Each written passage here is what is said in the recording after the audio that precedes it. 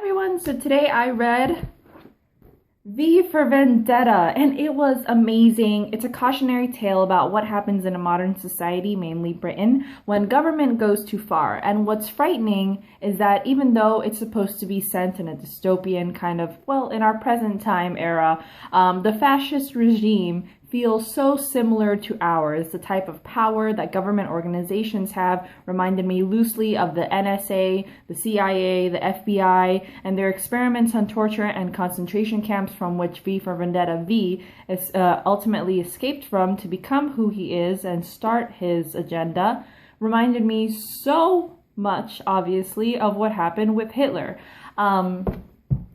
V is loosely based on Guy Fawkes, who was an English Roman Catholic who, on the 5th of November, 1605, tried to blow up Parliament. Clearly, V is in agreement with the movement because he succeeds in blowing up Parliament and wears the mask as a sign of allegiance. This same regime that he blows up Parliament are the same people who created the Larkhill concentration camps. This is a place where people who were deemed undesirable by political, social, and racial standards were sent to be experimented on and ultimately die. But V escaped. Now an activist, as I'm sure he probably was before, they don't really say why he was in Larkhill, but I can only guess. His mission is to now infiltrate government and kill primary offenders of human rights, not only in government, but actually in media. And it is his hope that by slowly removing significant members of society, these public figures, he will begin to reveal the atrocities of government and society and their fascist lifestyle, and chaos and anarchy are going to take over Britain, and through the rubble of the chaos and anarchy will arise amongst the people a new and functioning government.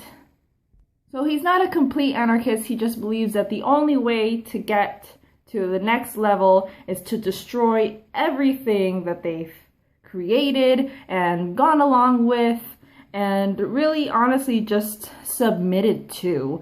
And then from the rubble will rise, just like a little leaf growing out of the desert, a new regime. Early on, V rescues Evie, played by Natalie Portman in the film, from corrupt officers who found her late at night and were going to use their authority to rape and kill her.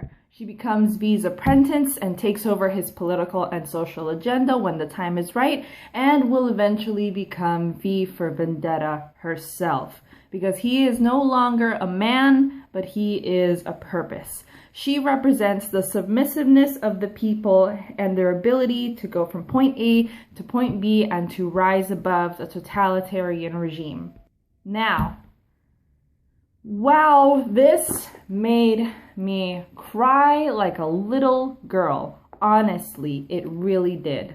Partly because we live in a world with so much hate that we've already had places like Larkhill that were just as bad or worse. We live in a society that is okay with having secrets, is okay with having war, is okay with just letting the government take a strong hand. Nobody really knows the secrets of the people who rule the world, and it's troublesome. It really is, because you don't know how far away or how close we are to living in a life like the one in V for Vendetta. Our media is already taken care of to send out certain messages to us, which we submit to, because psychologists get together and think, how can we make people believe this story? You know, it's just the news. The news is no longer news. It's more entertainment in the morning and in the afternoon.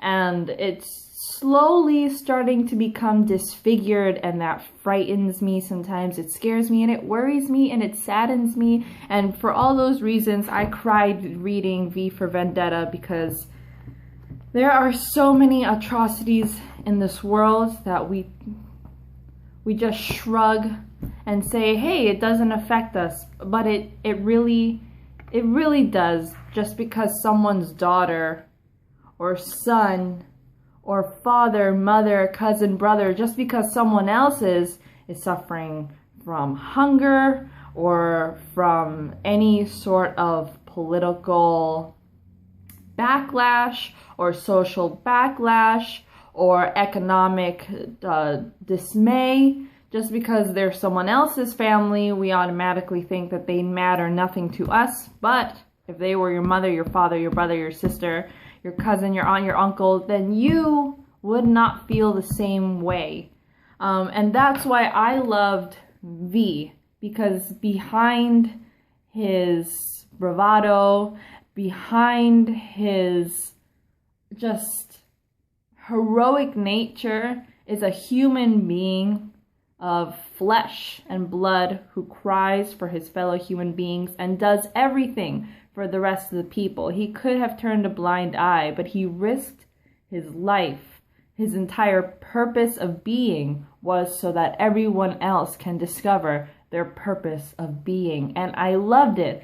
5 stars. V for Vendetta is amazing. The only thing is that this is from the 80s, so it's really vintage. As you can see, even the letterings are very, right? And it's, I guess it's not that long. It took me 2 days to read it. Graphic novels are really easy to get through, but you'll really enjoy his little sing-song voice and his dramatic nature. It was just very Phantom of the Opera. I absolutely loved him. A little bit of Batman thrown in there as well, a little bit of Sin City. So you're really gonna like it. V for Vendetta, 5 stars, absolutely incredible. Read it, love it, live it. Bye!